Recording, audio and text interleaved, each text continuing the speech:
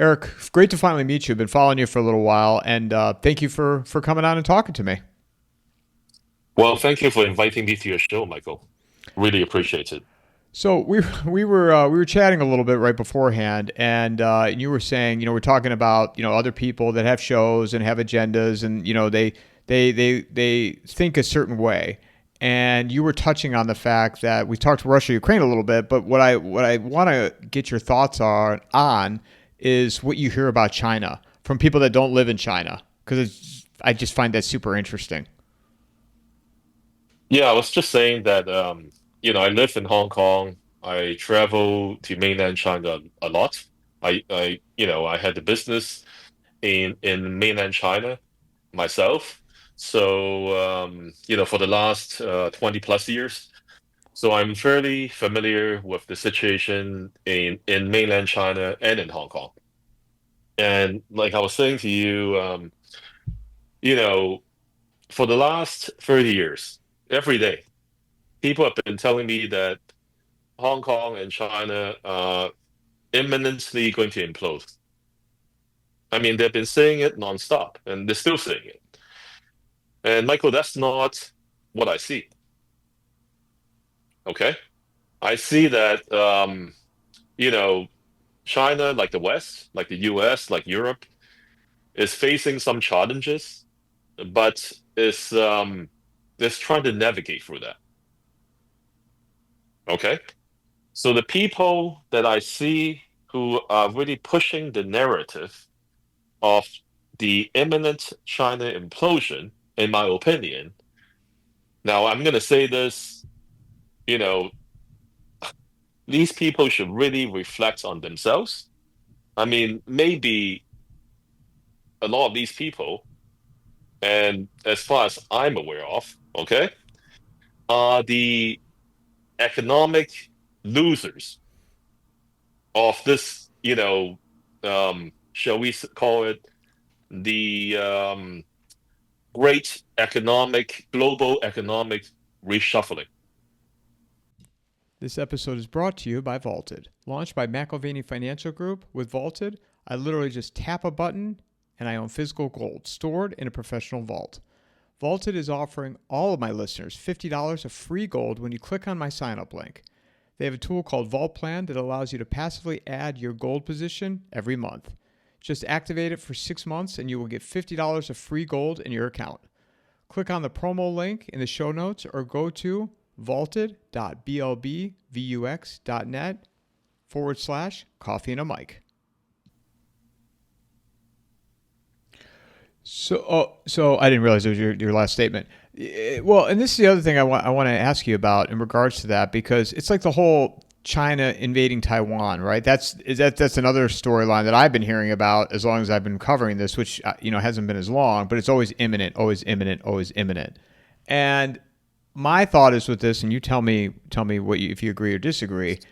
I mean, that's not what China does. They don't invade. They don't put boots on the ground. They haven't been in a military style conflict since 1979. So I don't know that they're interested in, again, this is just some guy in Phoenix, Arizona. They're interested in invading Taiwan. Your thoughts on Okay. that? Let me tell you a very interesting story that I think you would find amazing or shocking. In the 1980s, I believe it was 1984, the island of Taiwan, under the governance of the KMT, which is not the party in charge of Taiwan right now. Um, KMT, do you want me to get into the historics of Yeah, this? please. Like KMT, like fought a civil war with the Chinese Communist Party, um, in the 1940s, and the KMT lost. Kuomintang, right? It lost the civil war, and it retreated to Taiwan. Okay, so that's what we have now. We have Taiwan, which the current government inherited the island from the KMT. Well, they won an election, right? They won several elections, and then you have the Chinese Communist Party that governs the mainland China. Anyway, back to my story. In the 1980s, did you know that the island of Taiwan, the KMT government, had a nuclear weapons program? Are you aware of that? I am not. You're not. Okay. So that might be shocking to your audience. Okay. Well, Taiwan had a nuclear weapons program, and it was on the verge of successfully testing nuclear weapons. Okay. Like within the year. Guess what happened?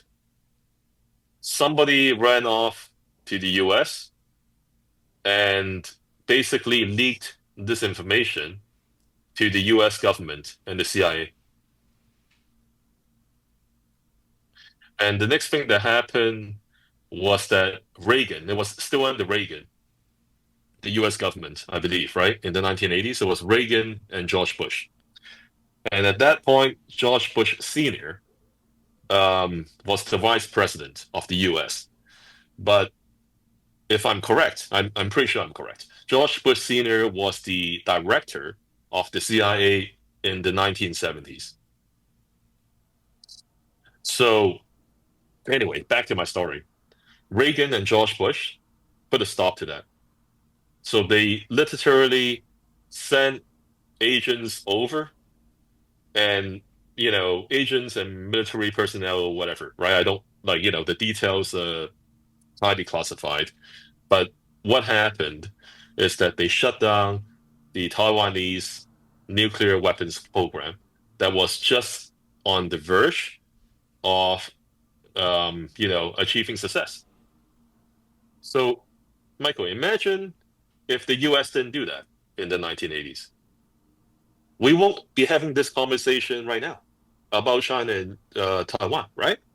If Taiwan has nuclear weapons. Am I correct? Yes, because It yes, won't be it will be a different discussion, right? I'm telling you that the US government stopped the Taiwanese nuclear weapons program. And now it is saying that Taiwan should fight to the last man against mainland China. Are you kidding me? You see the hypocrisy there, right? Okay. Like, I mean, there's stories that circulated, back in the 1980s, 1990s, all the way up to today, among the older generation of people, which includes myself, that the ex-president of Taiwan, Chiang Kai-shek, okay, he was the son of Chiang Kai-shek, the general that led the KMT during the Second World War and the Chinese Civil War. Okay. Anyway, um, Chiang Kai-shek was an old man by the 1980s, and there are stories that circulated that basically told that Chiang Kai-shek puked blood when he heard the news that the CIA has stopped the island's nuclear weapons program. And within months, the old president died. So to me, that tells me something, right? That tells me that the US doesn't really care about Taiwan. The US doesn't really care about the people of Taiwan or the people of Ukraine. Well, we are talking about Taiwan now, right? If it did care about the people, or if it does care about the people of Taiwan, it wouldn't have stopped Taiwan's nuclear weapons program back in the 80s. what was it? Why did they stop it? Why did they stop it? Well, it's the same reason why the US convinced the Ukraine to basically give up its nuclear weapons, right? In the 90s, after the Soviet Union broke up. I think, this is really just part of the plan of the US to, be able to control its vassal satellite countries with a tighter leash. So if you're like a vassal country without nuclear weapons, what do you have to do? You have to continuously buy subpar, used up weapons from the U.S. military industrial complex, which is exactly what happened to Taiwan, right? For the last 50 years, essentially. The this well, and it also so as we talk about Taiwan and China, and again, I want to get your take on this. I've had other people on. We've discussed it. Is you know, it appears that first of all, we portrayed China in the United States as the enemy, right? The number one enemy. China and Russia are the bad guys, good guys, bad guys world that people still live in. But it China to me is not. They don't. They're not the enemy, Eric. Absolutely not. I think China just really want to elevate the standard of living for its own citizens, and at the same time contribute to the global community. And in my opinion, China has done a pretty good job, in the last 30 years by, slowly building its manufacturing base to serve the rest of the world by manufacturing, economically viable products that the rest of the world can enjoy. I mean, Michael, imagine what the inflation rate would be in the US and the rest of the world if China did not, manufacture all these cheap goods and exported it to the rest of the world. And the United States had the capabilities. They were doing a lot of this, but they outsourced a lot of it to other countries, including China. So, to me, if there's someone to blame for domestically here in America, it's the United States government. They didn't have to Well, I outsource think this. I think you're right, Michael. I think really what happened was that the people behind the US government, the big businesses, right? The deep state, the controlling interest of the US government, they were looking at the bottom line. I mean, you know, for the longest time, the US companies made most of the, profit share of goods that are coming out of China. So, for example, let's say, in the past, you are an American brand. You're manufacturing, let's say, a laptop computer, and you make it out of China. You would be making 90% of the profit. Okay, you and the retailer or whoever you partner with in the supply chain in the US. And the Chinese company, if they're lucky if they make 10%. Okay. So I think what really changed in the last 4 or 5 years is that a lot of Chinese companies are now building their own brands and they have their own intellectual properties. So they are no longer just making that 10% of the entire profit spectrum. They are making maybe 80% of it because they are bypassing, the US brand names. In some cases, they're bypassing the US big box retailer because they're directly marketing and selling their products online. Okay. So, so I think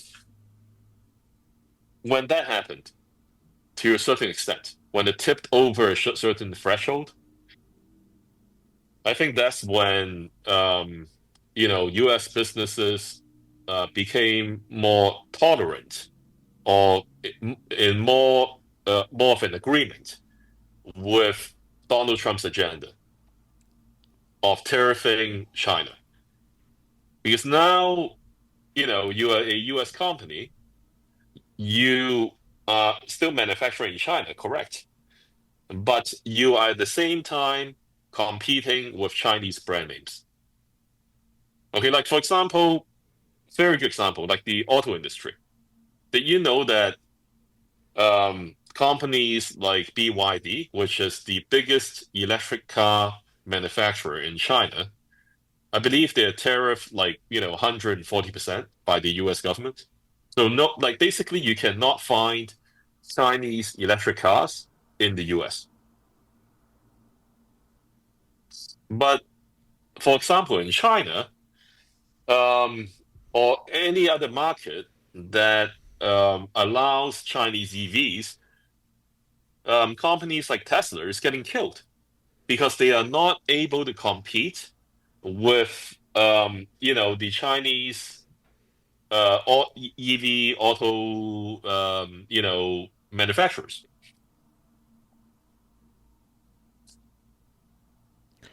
Also, isn't the cell phone? Isn't China? They have a better cell phone, a better smartphone than say the Apple was the Yeah, they have Huawei or Huawei. They have like Xiaomi, right? They have like several brand names that compete with Apple. So that's why, I believe, in Donald Trump's first term, he was targeting these cell phone companies as well. So anyway, my point being is that the whole tariff situation is rather complex. It's not as simplistic as, China tariffing American goods coming in. That you know what's funny? Actually, China has been cutting tariffs in the last 5 years for like, American and European goods coming into the country. You know how I know that? Because before COVID, a lot of mainland Chinese people would come to Hong Kong to purchase American goods and European goods because Hong Kong is a duty-free, like duty tax-free zone. Okay, so we don't tax anything, zero from America.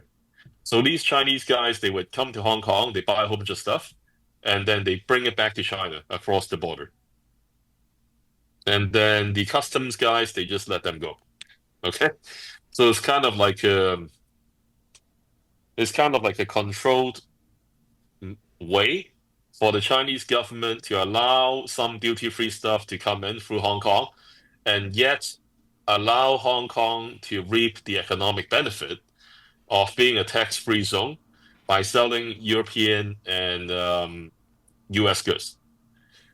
But after COVID, a lot of that has stopped because now China's tariff on US goods has dropped to, in some cases, like below 10%. So this, whole Donald Trump tariffing China by saying that, because China tariff the US doesn't hold any water. Okay? Because China is like actively decreasing tariffs on a lot of items that are coming in from the US. Now, some people might say, how about soybeans? Well, that's a punitive, punitive tariff, right? To just like, fight back against the Donald Trump tariffs. So those are special cases. well, and also with this as well. I mean, it appears the United States is moving into a model to mirror China's, right, with centralization. So they're Well, attempting to duplicate it. Am I wrong by saying that? I think you're spot on, Michael, because it works, you know. I mean, what I mean by that is that remember what I said in the beginning of the show? I said a lot of these naysayers or a lot of these people who are continuously saying that China is going to implode, they are the economic losers. Well, guess what? Economic losers are everywhere in the world. They're not exclusively a Chinese problem, right? They're in the US, they are in they're in Europe, they're all over the world, right? There are always people who are losing out economically in under our current system. So what I find on X, and I've been on X for a long time, like since 2020, okay? And what I find on X is that most of the time when people complain, it's because they are not making enough money. They're not able to make ends meet. Okay? And somehow they blame the government for it. They think the government is causing their misfortune more than themselves. It's not their own fault whatsoever. It's the government. It's the government's problem. So what I'm saying is that, you know, in the US, for example, I have discussions with a lot of people, experts like yourself, in private. And a lot of the times they tell me, well, we are a big country, the United States, with a lot of people, 350 million people. Am I correct? Approximately in the 330, US? 330. Would you Three- say 350? three- Let's just say I 330. I Okay. I always hear Yeah. 330, but you could be right. Okay. So 330 plus a whole bunch of undeclared illegal aliens, right?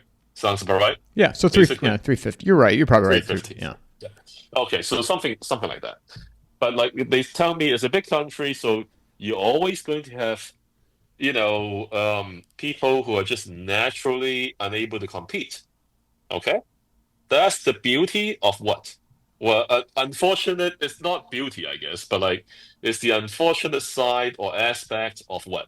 Capitalism, right? Capitalism is about, you know, um, people with the ability, with the ingenuity, who are able to work hard to have more economic gains, okay, than the people who are not willing to work hard or don't have the smarts to get ahead. Now, I guess in the US, under your two-party system, if I know a lot of people say it's not fair now, but for the longest time, um, when people complain, a lot of the experts would just say, "Well, we are democracy, so things are fair, right?" But if you notice on X in the last 5 years, a lot of stuff have been dug up, saying that people are beginning to say that the system is rigged against them, against the lower income people, right? So what people are basically saying, in my opinion, is that they want a fair system. If there's a fair system and they lose out economically under a fair system, then they won't complain. If you believe that, right? If you believe that. But like, I think, basically it's just human nature to complain regardless. Even if the system is near perfectly fair, in my opinion. What is the reverse of that, Michael? If you sell people a perfectly fair utopian society, that's communism. Am I correct? That's Yes. what Karl Marx sold people is. Sorry, go ahead. No, I said yes. So, in my opinion, that's BS, right? That's a fairy tale. Doesn't exist. So what I'm saying is that yes, the name of the Chinese party that is in control is the Chinese Communist Party. They organize as such, but they don't practice communism. They might practice socialism. Okay, in terms of like how they run their economy. Now, in terms of fairness, a lot of these people are saying, well, China is not a fair society because it's run by this one party, and this one party is basically hogging all the resources. So if I fail under the system, it's not my fault at all. It's the Chinese government's fault. You see their logic? That's pretty much what, like, how they think. And then they spend 24 hours a day or whatever, right? Most of the day, trolling on X, just, making up stories about the Chinese government. That's pretty much it. I'm giving it to you honestly. That's what I see. Yeah, it's amazing. One of the things I wanted to mention to you earlier the Evergrande story in China, right? I was hearing about Yeah. Evergrande. It was always imminent. Tomorrow at noon. And then it was today at noon. First it was a week So away, and then it was 3 days away. And I was like, wow, this Evergrande. I mean, you get to a certain point where you hear it so much, you're like, I don't even want to hear this. What is this? I'll tell you a funny story, Michael. When I was younger, when I was a young man, right? China began to build its nuclear reactors, like nuclear reactors generate power. You know what I'm talking about, right? Because China's a big country, it wanted reliable power sources, so it started building these nuclear reactors. Now, China was a poor country back then. It started doing that in the 1980s. So there were stories circulating around in Hong Kong, like almost daily. I'm not kidding you, that these nuclear reactors are going to blow up. Now, first of all, I don't know how much you know about nuclear physics, but like nuclear reactors don't blow up like an atomic bomb. Okay, they melt down. They don't blow up. They don't have like an uncontrolled nuclear reaction where it like suddenly blows up like a bomb. Doesn't do that. But that was the story that was circulating in Hong Kong. And their reasoning is because the Chinese are backward, the Chinese are corrupt. Corrupt. What they said is that all these steel pillars, right? Within the reinforced concrete, the Chinese officials were stealing the steel to sell in the black market. So, you know, touch wood, right? These nuclear reactors have been operating for like the last 40 years now, without incident. And these stories, like people are still telling these stories in Hong Kong. So I don't know, Michael. I mean, if there's a definition for delusion, this is it. It's just like the same thing. Like when Shenzhen, which is a city right near Hong Kong, right by the border um, of the between mainland China and Hong Kong,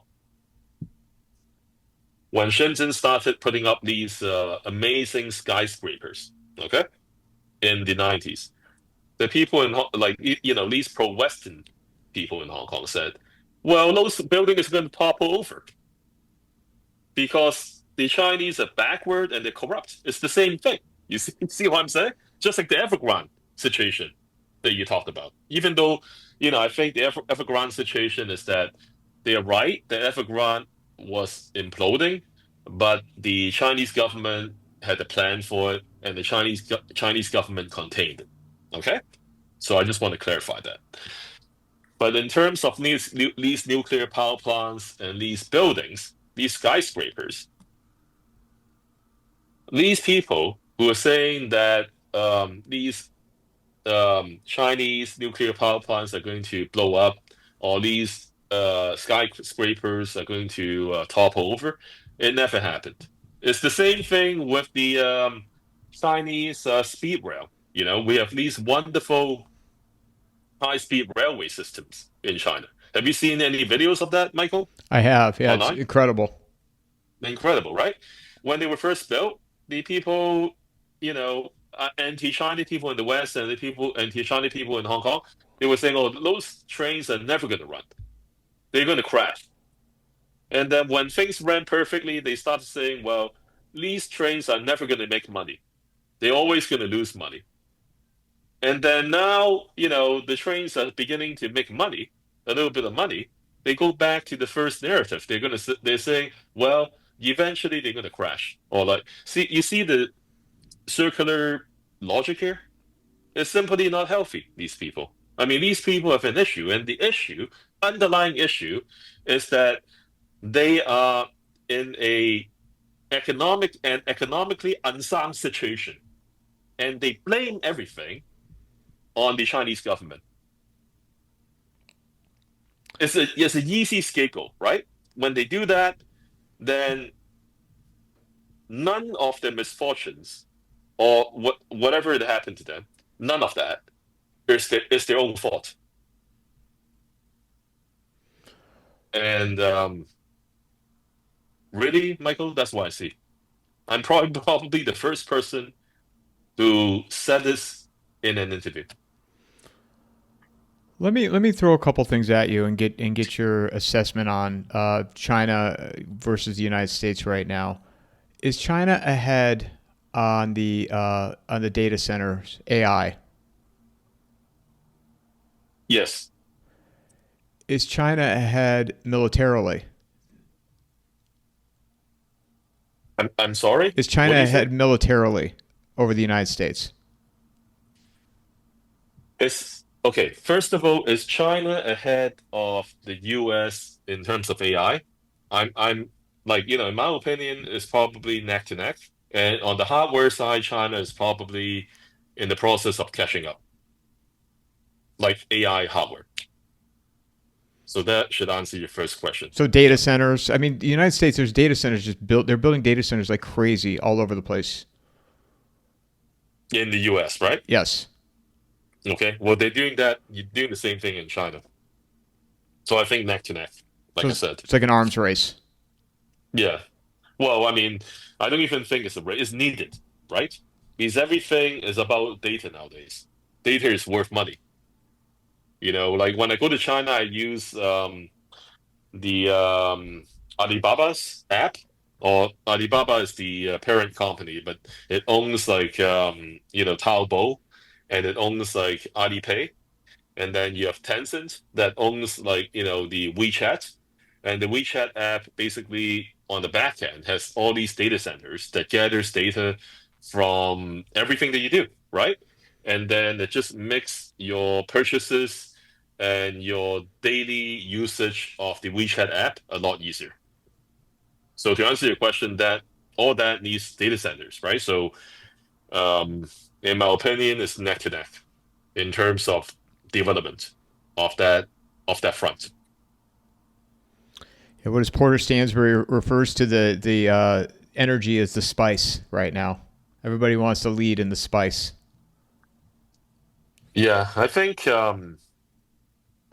absolutely, Michael. I think the next battlefield maybe robotics. It's amazing what China's doing with humanoid robots. You know, in a cost-effective manner.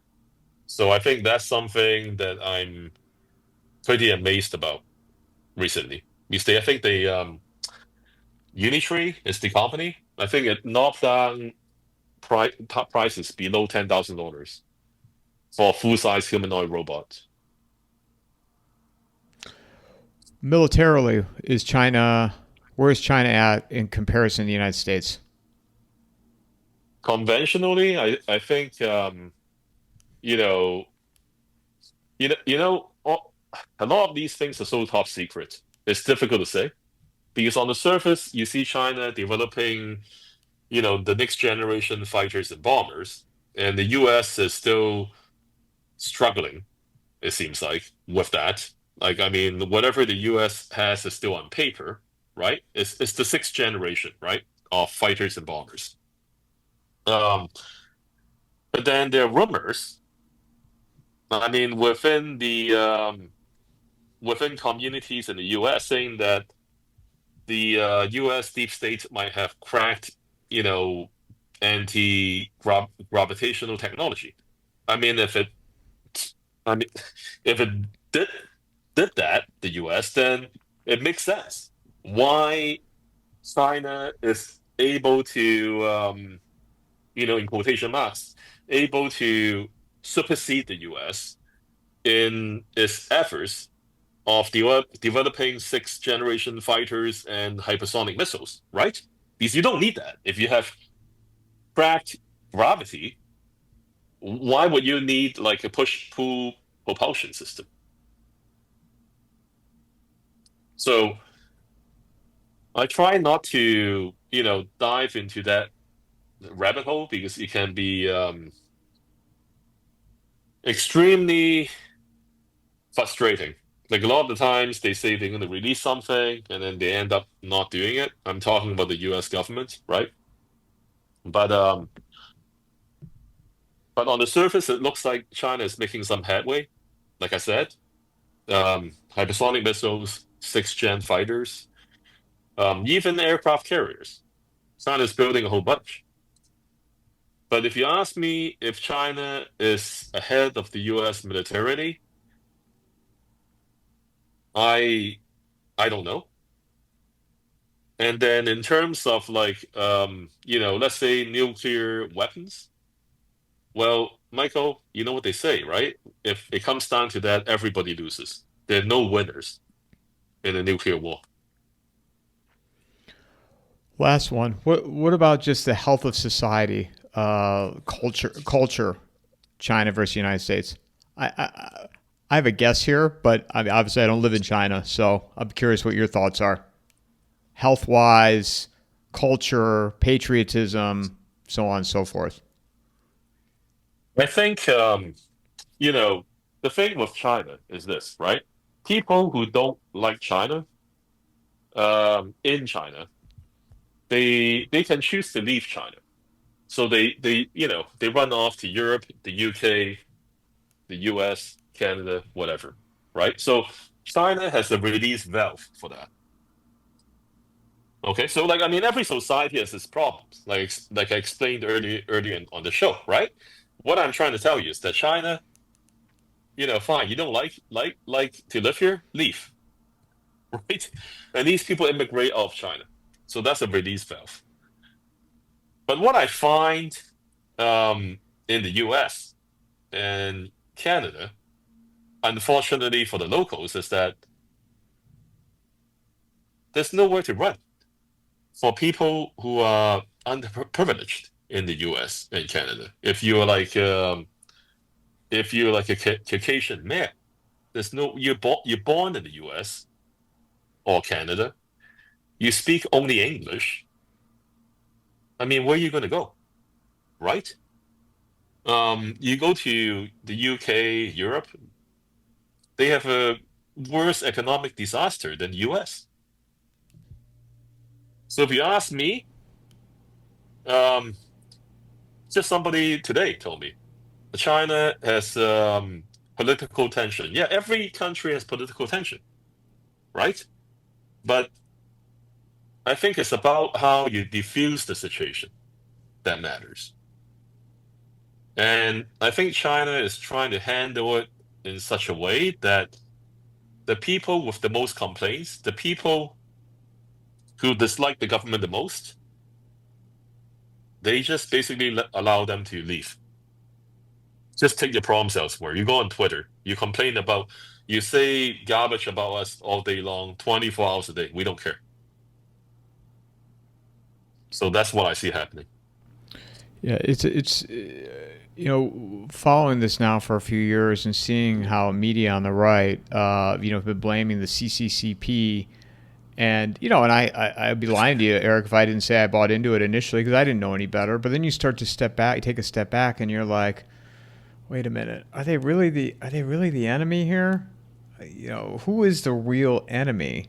And not that it's black and white, but it's always China, Russia, bad Russia, and then you start, okay, maybe it's from within that these people, they're blaming the problems on somebody else, but people should really look from within and where we're at. And I'm talking about here in the United States.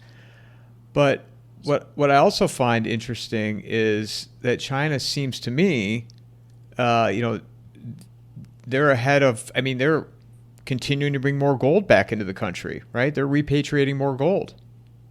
You're talking. I mean, that's what you're Absolutely. talking about. Yeah. I mean, like conservatively speaking, excuse me, China imports probably around up to 2,000 metric tons of gold a year from the rest of the world. So yes, to your point, China, on a annual basis, is repatriating physical gold from everywhere.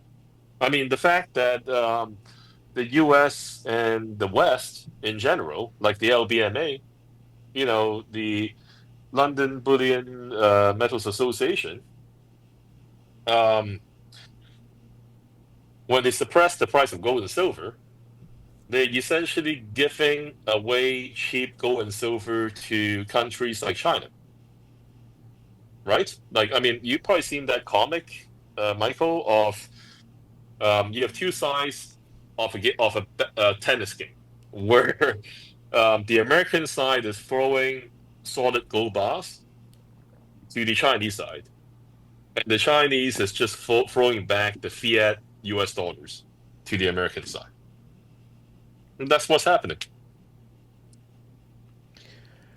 What is it? Why is China making it a priority to bring all this gold back? And what are they anticipating from a global standpoint, in your opinion? I think, that question, has a multifaceted answer. Okay, first of all, the US national uh, debt is pushing what? It's $37 trillion already. It's pushing through 37, it's going to 38 trillion. And there's no stopping it. I mean, every 60 days you guys borrow another trillion more. Or less than 60 days in some cases, depending on the period of time of the year. So China and other trade surplus countries see that. What are they going to do? Are they going to save their trade surplus in US dollars that is quickly depreciating? Or are they going to save it in something that has proven its worth for 5,000-6,000 years? Physical gold.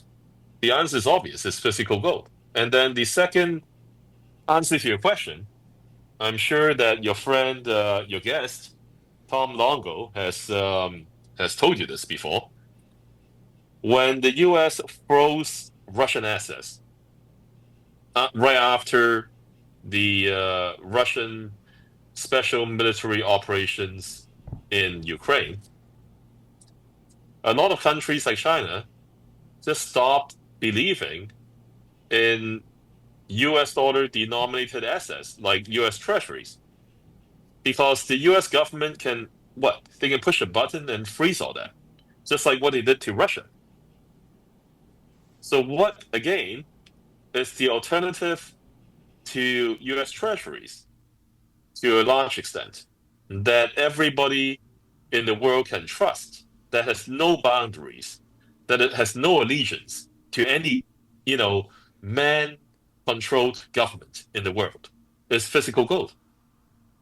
As long as this physical gold is within your own jurisdiction.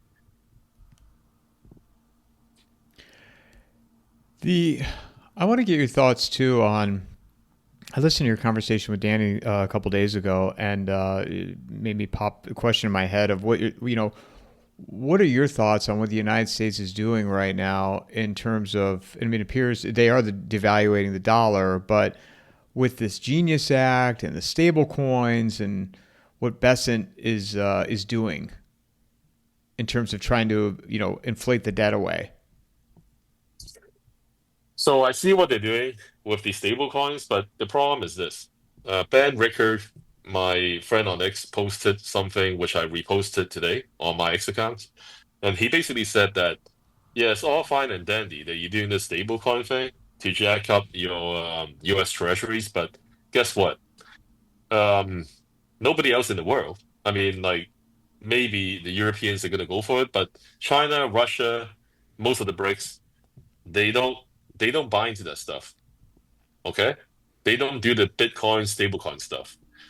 All they all they're stacking right now, other than limited amounts of US treasuries, which they like I just talked about before with you, they're trying to wean out slowly, is physical gold. And to take it a step further, Michael, I think the rest of the world is going to start. Well, Russia started already.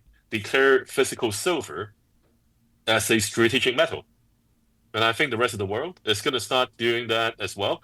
Silver and then copper, and then the rest of the mission critical, commodities that are on the list. And your stablecoin, what is your stablecoin? What is your Bitcoin?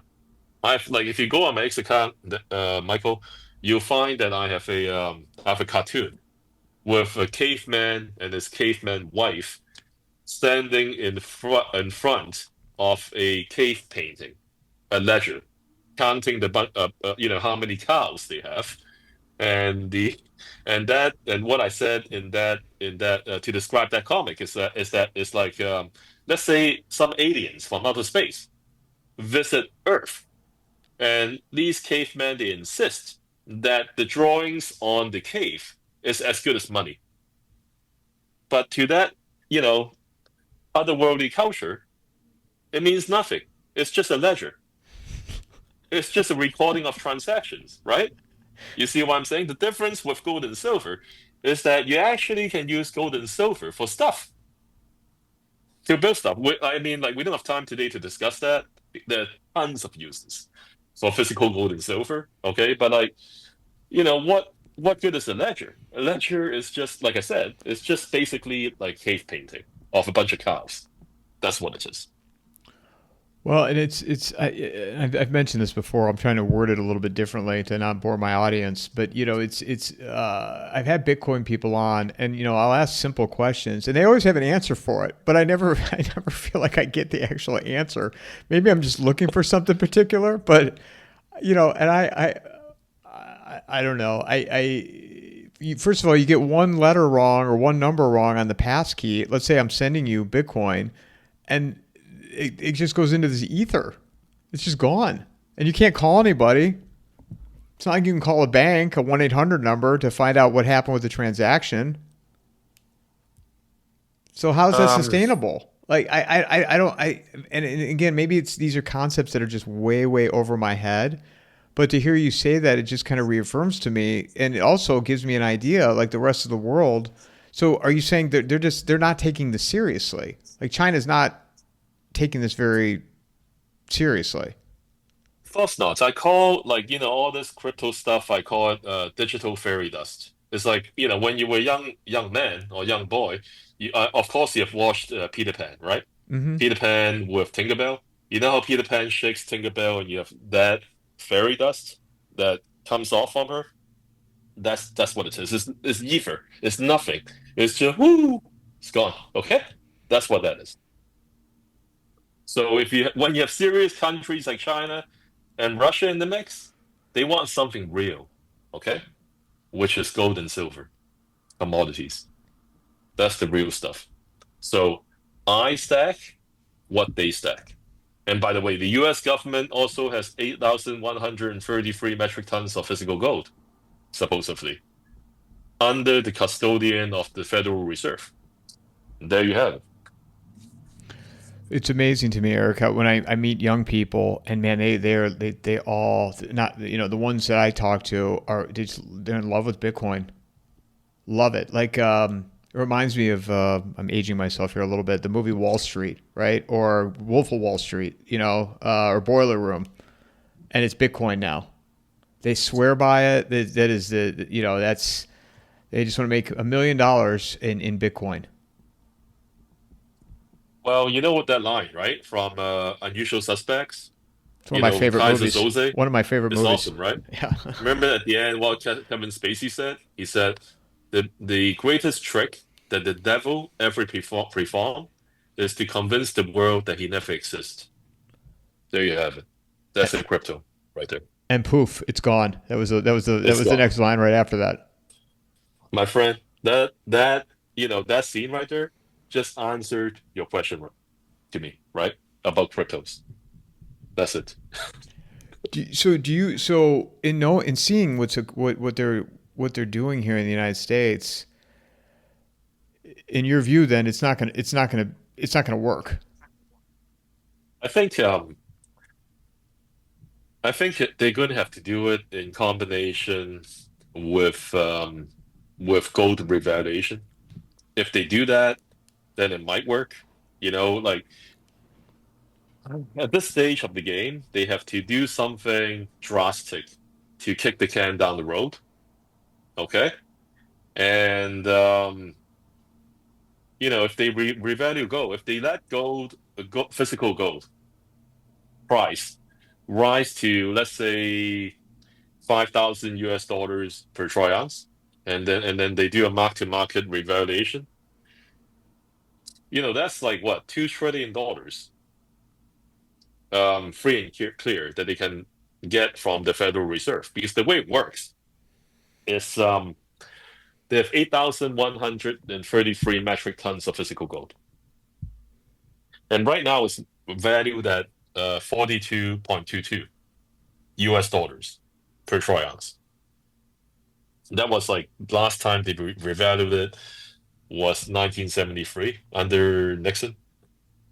So if they revalue it to 5,000, what they do is they actually have to pay back the Federal Reserve for I think it was 16 billion or 18 billion dollars that they got out of that revaluation. So they have to pay back the Federal Reserve for that money they owe them. And then the Fed would issue new currency um, for the $5,000. Okay, that's the new market price of the 8,133 metric tons of physical gold that the U.S. Treasury owns. Okay, so that money, like that's like around, let's just say $2 trillion. That's like free and clear. Okay, and a lot of people say, well, wouldn't the Federal Reserve have ownership of the gold then if they issue new currency, right? To the US Treasury? The answer is no. You know why, Michael? Because the way they do it is that the Federal Reserve only has claims to the $2 trillion. You get it? Not the gold. So the US Treasury always own the gold perpetually, but it keeps getting money from the Federal Reserve. You get it? I do. Then what will the future of the Federal Reserve be through all this? You know what? Like they say, and the Fed, but like I just demonstrated this to you, the Fed is such a good scapegoat. Are they really going to get rid of this perfect scapegoat of like for the system of you know currency creation, magical currency creation without having the public be aware of what's going on? I don't know, right? Like if the US Treasury, go back to just issuing currency, okay? Like before the Federal Reserve existed. Then, Michael, you saw that movie, The Wizard of Oz, right? When Dorothy and the Tin Man, the Lion, they finally arrived at Oz, and the curtain lifted, and they saw the little man, working levers behind the machine, right? Well, if the Federal Reserve doesn't exist, then that's like, lifting the curtains, essentially. Everybody sees what's going on then. You're just printing money directly. So I don't know if they're going to do that. Even if they get rid of the Fed, they might end up with some other convoluted, system where the public will not be aware of how currency is, truly being created. That's just pure speculation on my part. But I just don't think they're going to make it easy for anybody. I know I'm getting close to running out of time here with you, but I do want to ask. We talked about gold, we talked about silver, with BRICS and what they see happening right now. If the United States is not successful in what this global monetary reset that appears to be occurring, how will that impact? I mean, China, United States is one of, if not their largest consumer or buyer of their products. So how will that impact them? Well, China has been trying to expand its markets with non-US trading partners, right? Like Russia, India, Middle Eastern countries, even Europe. I mean, Europe, making certain trade deals with China. So China is buying more European goods and exporting, they have deals with Europe where they can export some vehicles like cars to Europe, etc. So to tell you the truth, Michael, at the end of the day, the US is a very important market to China. So if the US cut off Chinese goods completely, which I don't believe is happening, okay? Because Donald Trump keeps delaying the tariffs. I don't know if you're aware, keeps delaying it, giving it another 30 days or whatever. So I think it is impacting China. It is impacting China, where somebody just came on one of my friends today and said that, well, China has a lot of layoffs, you know. So I see that as an inevitable, kind of pain that China has to navigate through. Nobody's perfect. China's not perfect. Where do you see 6 months from now? Hopefully, we chat before then. But where do you see, after the first of the year, where will the United States be? Where will China be in terms of economic? Things be better? Things be worse? Start with America. So I think the U.S. Equity bubble is um, is pretty insane, actually. I mean, I didn't expect it to get this high, like, without imploding. So maybe the next time we talk in 6 months, maybe that thing imploded already and brought everything down with it. It's possible. Or it might not happen until Donald Trump is just about to finish his term. Okay?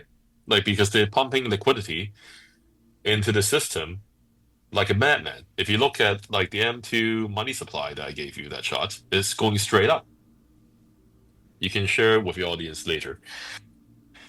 I mean, that's America. So I don't know when that, you know, um, equity bubble is going to burst. And then with China, China's equity market is nowhere near um, the level of the US. I mean, like it's not even at its intrinsic value. So there's no no bubble whatsoever with the Chinese equity market. So if the US implodes um, in its with its equity market, I think the damage to China's equity markets is limited. And China's property market already imploded. It's in the middle of like restructuring, right? So in terms of China's economy 6 months from now, I think the unemployment situation might actually pick up a bit. I don't know. It's possible, and we'll have to see how the Chinese government handles that. How it manages to you know divert its exports to other countries other than America to in order to create more jobs for citizens.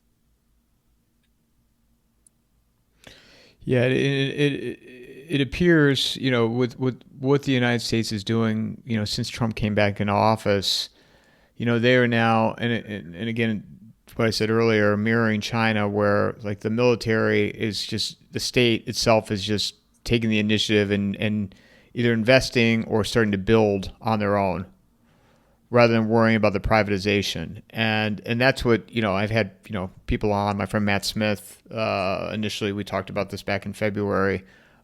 Francis Hunt I've had on, and we're talking about this idea and others, but the government is now just moving ahead and building to mirror, and again mirroring what China does.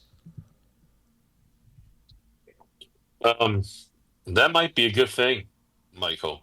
Instead of like spending, I mean, they're still spending trillions on like overseas wars, but at least now you have something to show for it, right? If you're building stuff. instead of just dropping a bunch of bombs in the Middle East and you have nothing to show for it, other than, unfortunate souls that get bombed and destroyed. So my comment on what you're observing in terms of the speed up of infrastructure building in the U.S., I say that's a good thing. Well, and what you just said something very interesting, and that's one of my concerns, one of many. But the United States, we don't manufacture anymore. But one thing we do is weapons, and if these weapons aren't being used, if these missiles aren't being fired, then we're literally not manufacturing anything. And start to bring things back here broadly, domestically, it just takes time. And so, how many more weapons need to be fired in these wars across the world? It's a concern. Yeah, well, I guess all we can do is sit tight and see what happens. Things are changing so rapidly on a daily basis. Where can people find you, Eric? Well, people can find me on X. My X account is at King Kong 9888. I enjoyed this conversation and love to have you back on. Look forward to continuing to follow your work and more conversations ahead. Thank you, Michael. It was my pleasure. Mic drop.